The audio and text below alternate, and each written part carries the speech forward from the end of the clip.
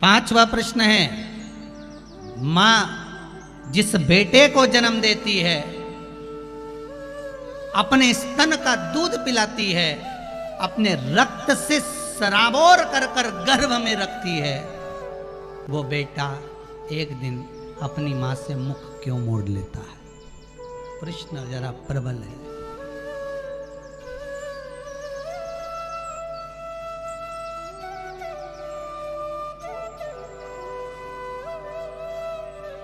थोड़ा भारी प्रश्न है और इसका उत्तर देवाधिदेव महादेव के सिवा कोई नहीं दे सकता, क्योंकि उनके बेटे ने भी मुख मोड़ लिया था। याद है आपको? जब गणेश जी महाराज प्रथम गिनती में आ गए थे और माता जगत जननी जगदम्बा ने भगवान शिव से कह दिया था, देवाधिदेव महादेव आपने गलती कर दी कि गणेश जी को प्रथम गिनती में कर दिया। तो देवाधिदेव महादेव ने कहा, इसने मेरी परिक्रमा करी है, माता पिता की परिक्रमा करी, पृथ्वी की परिक्रमा के बराबर माता पिता की परिक्रमा को बताया, इसलिए मैंने इनको प्रथम गिनती में रख दिया। तब माता पार्वती जी बोली, गणेश जी चूहे पर गए थे, कार्तिक मोर पर गया था, गणेश जी ने चतुरता करी, अपने माता पिता की परिक्रमा कर ली, और एक बेटा जो मोर पर बैठकर परिक्रमा करने गया है वो आएगा तो दुखी होगा, आपने तो ये गलती करी। तो देवाधिदेव महादेव ने कहा, फिर करें क्या? इतने में माता पार्वती ने कहा देवाधिदेव महादेव से, भोलेनाथ आपने अपने पुत्रों के सम्मुख में एक गलती कर दी कि एक बेटे ने बुद्धि का परिचय दिया और उसको प्रथम बना दिया, और दूसरा बेटा अपने शरीर से परिश्रम कर कर परिक्रमा कर कर आ रहा है, उसको प्रथम नहीं बनाया। मैं आपसे आज एक वर मांगती हूं, अगर देना चाहें तो दे दीजिए। शंकर जी ने कहा, मांगो पार्वती, कौन सा वर चाहिए? माता पार्वती ने कहा, वर दीजिए, आप बिल्कुल भोले हो, आप बिल्कुल सरल हो, आपके बराबर दुनिया में कोई भोला हो ही नहीं सकता, कि बेटे ने तुम्हारी परिक्रमा करी और तुमने उसको पूरी तिजोरी की चाबी सौंप दी। बेटे ने परिक्रमा करी और तुमने उसको पूरी प्रॉपर्टी सौंप दी, पूरी जायदाद दे दी, और एक बेटा जो शरीर से परिश्रम कर रहा है वो नहीं दिख रहा।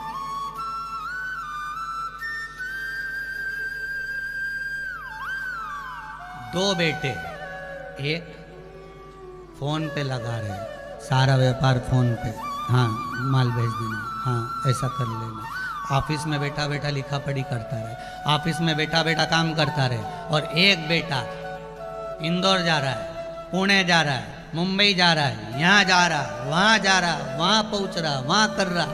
माता पिता की निगाह में कौन सा बेटा ज्यादा काम करता दिखेगा? बोल दो रीजी जी, अरे बोलो बोलो, तुम तो बोल, पीछे बैठो तो निमाड़ी हो, यहाँ तो मिर्ची के लिए बोल दिए तो मेरी बोलवा में कहीं जाए, तुम घबराना वबराना नहीं, तुम तो बोलो। सबको क्या लगेगा, ये बेचारा वहां जा रहा है, वहां जा रहा है, घर छोड़ रहा है, परिवार छोड़ रहा है, काम तो सारा यही कर रहा है, और दूसरा वो तो मोबाइल पर लगा। एक अगर मोबाइल पर लगा हुआ है, बैठकर ऑफिस संभाल रहा है, वो भी अपना बुद्धि का परिश्रम कर रहा है, तो दूसरा भी चल फिर कर परिश्रम कर रहा है। परिश्रम में दोनों कम नहीं है, ये माँ जानती है, इसलिए माता पार्वती ने कहा कि वो शरीर का परिश्रम कर कर आया और इसने बुद्धि का परिश्रम करा, तुमने प्रथम स्थान दे दिया। माता पार्वती जी कहती हैं, भोलेनाथ एक वर दे दीजिए। शंकर जी ने कहा, मांगो क्या चाहिए? बस वर इतना सा दे दीजिए, आज के बाद कभी तुम्हारी परिक्रमा नहीं हो, आज के बाद तुम्हारी कभी पूर्ण परिक्रमा नहीं हो। अगर कोई पूर्ण परिक्रमा करेगा तो उसका करा हुआ सारा पुण्य समाप्त हो जाएगा। शंकर जी ने कहा, तथास्तु। भोलेनाथ बोले, तथास्तु। इसलिए पार्वती ने कहा, आपकी आधी परिक्रमा होगी, जहां से चले थोड़ी दूर तक घूमे, जहां से जल निकलता है उसको पार नहीं किया गया, वापस घूमकर वहीं से आ गए, आपकी आधी परिक्रमा होगी। क्योंकि हम भोले इतने हो, कोई परिक्रमा लगा कर चले गया तो तुम दे दो। तुम्हारे तो वचन, लंका अधिपति रावण ने आकर कह दिया था कि प्रभु सोने की लंका दे दो, दे दी। एक दिन उसने कह दिया पार्वती जी को दे दो, निकल ले जा जा।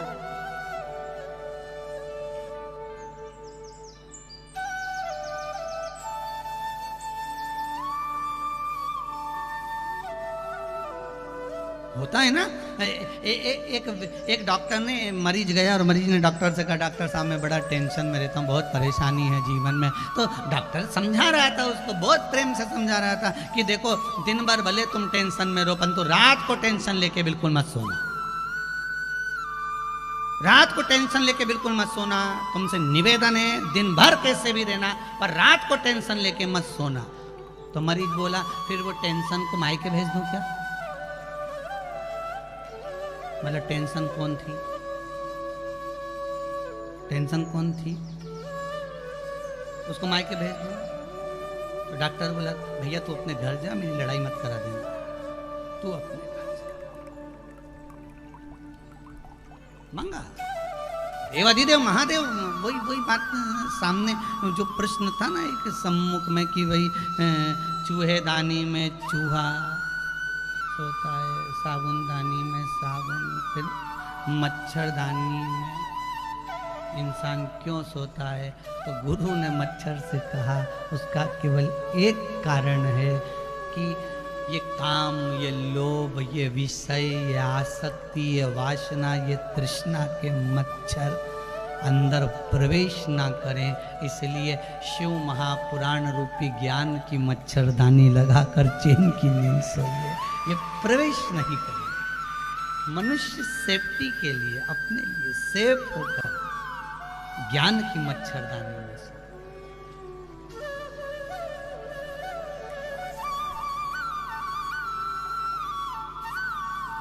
अब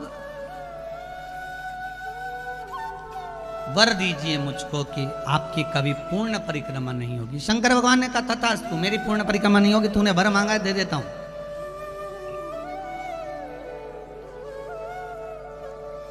कार्तिकेय जी आए,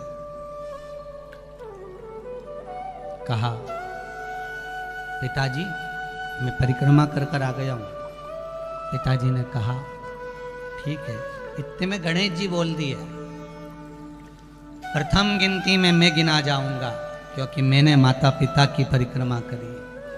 क्रोध आ गया। कार्तिकेय जी उसी समय पर समझाए, भोलेनाथ जी खूब समझाया माता पार्वती जी ने, पर कार्तिकेय नहीं माने और कार्तिकेय श्री सैलम पर चले गए और श्री सैलम पर जाकर कार्तिकेय बाबा उस श्री सैलम में जाकर विराजमान हो गए, जिनका नाम मल्लिका अर्जुन हो गया। क्या नाम पड़ गया भगवान का? मल्लिका।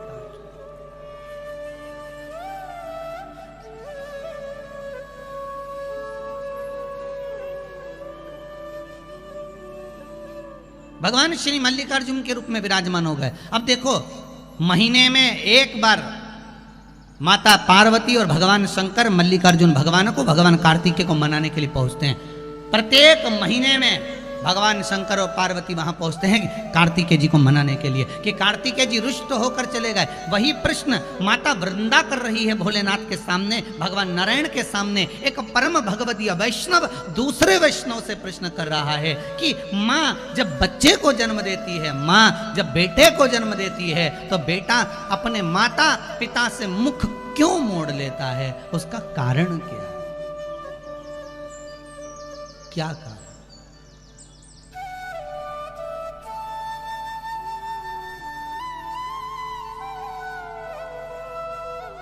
पर कई घर ऐसे भी हैं जिसमें माता पिता से बच्चे मुख नहीं मोड़ते।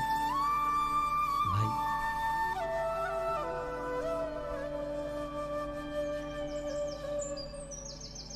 कई घर ऐसे भी हैं, आज भी कई घर ऐसे हैं, घर में एक व्यक्ति बीमार होता है और उसके लिए अगर खिचड़ी बनती है चावल की तो पूरे घर को खिला देते हैं, पूरे घर को। घर में एकादशी का व्रत एक का होता है, साबूदाने की खिचड़ी सब खाते हैं।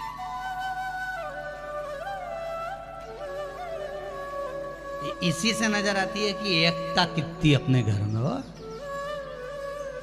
इसी से नजर आती है कि व्रत एक का और निपटा सब रहे। इससे समझ में आ जाता है कि हाँ ठीक है।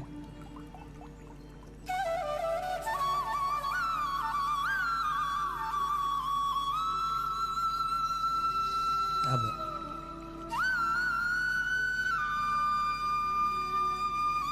ऐसा नहीं कि सभी घर में, वृंदा का जो प्रश्न है बड़ा सुंदर प्रश्न है कि माता से पिता से बच्चा मुख क्यों मोड़ लेता है, जिसको दूध पिलाया, जिसको जन्म दिया, जिसको सम्मुख रखा, वो मुख क्यों मोड़? शिव कह रहे हैं ऐसा नहीं।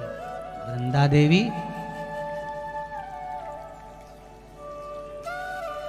दो कारण हैं जिसके कारणवश घर में बेटे का जन्म होता है और उस जन्म का भाग माता पिता को प्राप्त होता है। दोनों बातों को अच्छे से समझ लीजिएगा कि घर में एक बेटा एक बहू आपकी सेवा कर रहे हैं और घर में अगर बेटा बहू आपकी सेवा नहीं कर रहे हैं तो उसका फल क्या है। माता वृंदा ने कहा कि माँ जब दूध पिलाती है, माँ अपना रक्त दे देती है, तो फिर बच्चे मुख क्यों मोड़ लेते हैं। शंकर जी कह रहे हैं सुनो वृंदा, ये गौ सेवा का भाग है। धेनुमानस में, गरुड़ पुराण में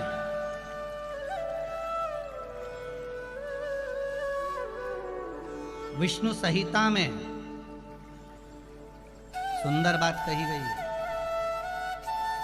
यदि आपने गौ माता को रोटी दी है, प्रेम से सहलाया है, ताजा भोजन, ताजा भोजन जानते हो, घर में रोटी बनी, पहली रोटी किसकी बनती है? गाय की। रोटी बनी, सबके जीवने से पहले रोटी गाय को दी है और मान लो वही रोटी फ्रिज पे रख दी, फिर डब्बे पे पड़ी रही, सब ने जीम लिया, तब पन्नी में पॉलीथीन में टंगी रही। शाम को 4-5 बजे गाय आई, तब उसके मुंह में रोटी जब ठंडी कल्ली बासी सब हो गई, तब उसके मुंह में दी। उसका फल और ताजी रोटी का फल जरा ध्यान से देख लीजिएगा, समझना इस कथा को बहुत ध्यान से।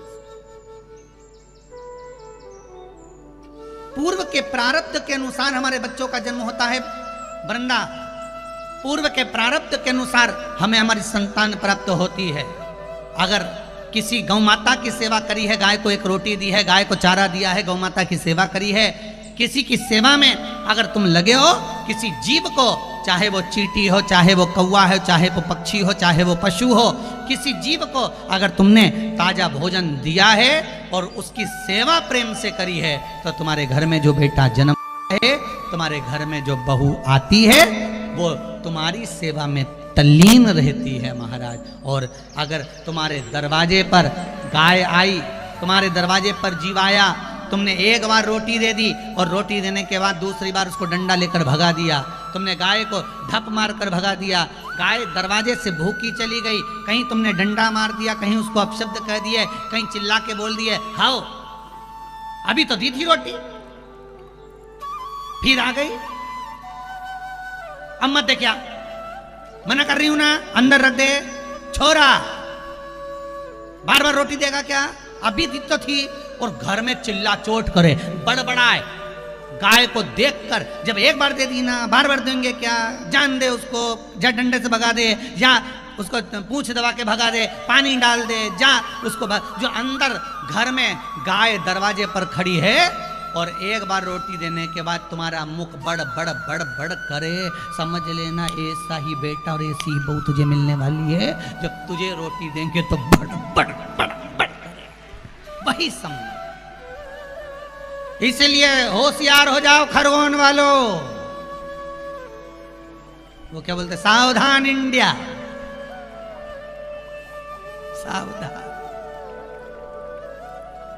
फिर वही वाली बात आ गई, मत बुरे कर्म कर बंदे वरना पछताएगा, भगवान की आंखों से तू बच नहीं पाएगा, तू बच नहीं पाएगा।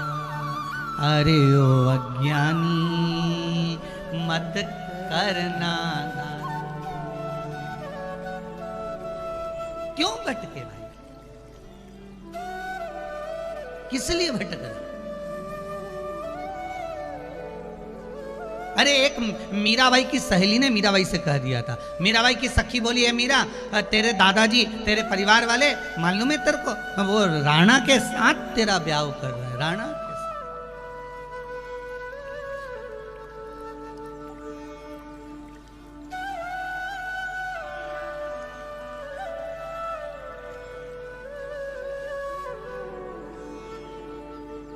मालूम है तेरे को मीरा? मीराबाई ने कहा मेरे परिवार वाले मेरा ब्याह?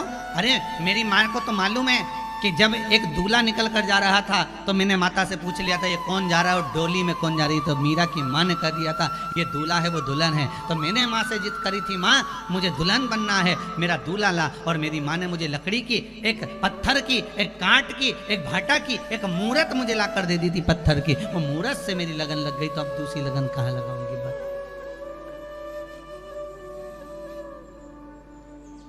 अब क्या?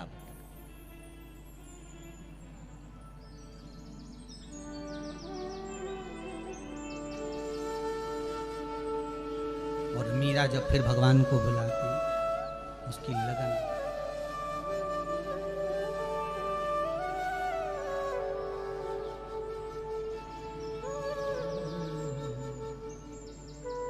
मेवतड़ी बुलावे थाने, मीराबाई बुलावे, आजा मनमोहन मीरा मेवतड़ी बुलावे, आजा मनमोहन मीरा मेरे बुलावे, मीरा बुलावे थाने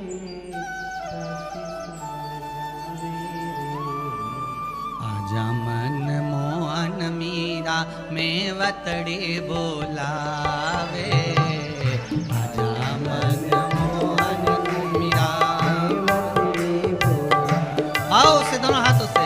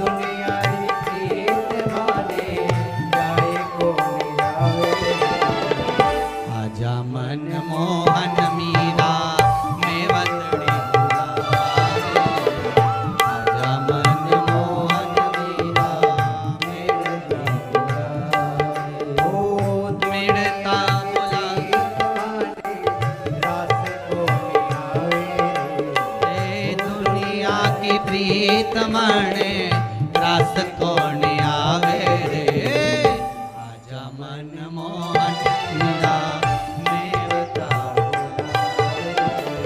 आजा मन मोहन मीरा मेवता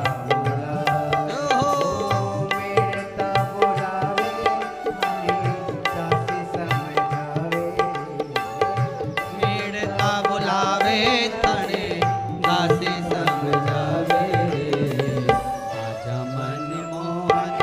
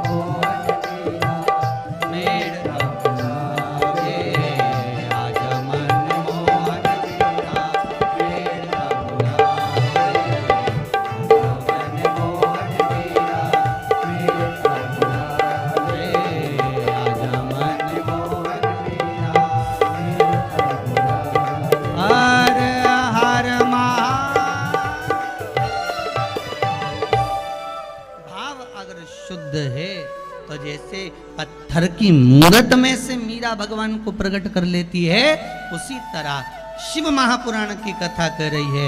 आपके द्वारा किया गया सत्कर्म, आपके द्वारा किया गया सुंदर भाव आपके घर में संतान के रूप में वो प्रकट होकर आ गया। सबको समझ में आया ना? पांचवें प्रश्न का फल, बेटा बहू मुख क्यों मोड़ लेते हैं? बेटा बहू मुख क्यों मोड़ लेते हैं? कारण क्या है? उस कारण को हमें समझना है। उस कारण को हमें, कारण क्या हो उसका?